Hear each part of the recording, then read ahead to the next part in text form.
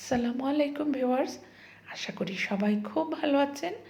আজকে আপনাদের জন্য নিয়ে এলাম মজার করলা ভাজি, এবং এটা কিন্তু শরীরের জন্য খুবই উপকারী। যেহেতু তেতো আমরা সহজে খেতে চাই না, তবে আজকের রেসিপি ফলো করলে একদমই তেতো লাগবে না। আপনাদেরকে সেই টিপসগুলো আমি দেখিয়ে দিচ্ছি, একটু খেয়াল করে দেখেন। গরম তেলে দিলাম একটু রসুন এবং শুকনো মরিচ, এরপরে আমরা দিয়ে দিলাম করলাগুলো, সাথে পেঁয়াজ কাটা ছিল, লবণ এবং হলুদ দিলাম, আর কাঁচামরিচও দিয়ে দিলাম। তবে খুব বেশি ঝাল হওয়ার দরকার নেই।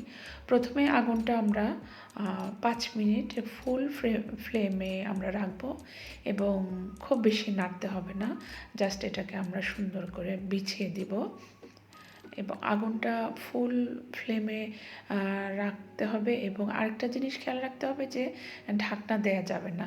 মোট 3টি জিনিস আপনারা ফলো করবেন যাতে করলা ভাজিটা একদমই তেতো হয় না। সেটা হচ্ছে নাম্বার 1, পানিটা একদম ভালোভাবে যেন ঝরে যায় কাটার পরে।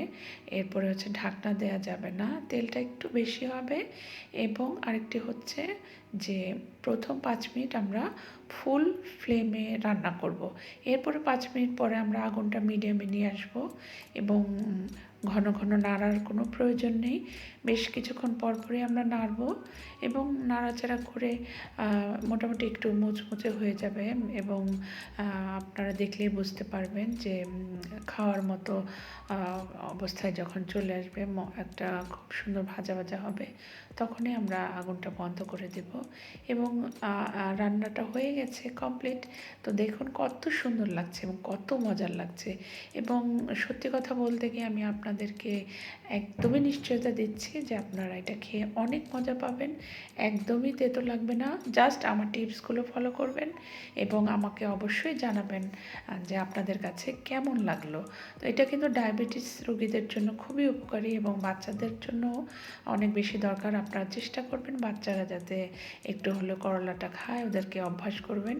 এবং শীত এসেছে, এখন প্রচুর সবজি পাওয়া যাচ্ছে বাজারে, সবজি খাবেন, সুস্থ থাকবেন।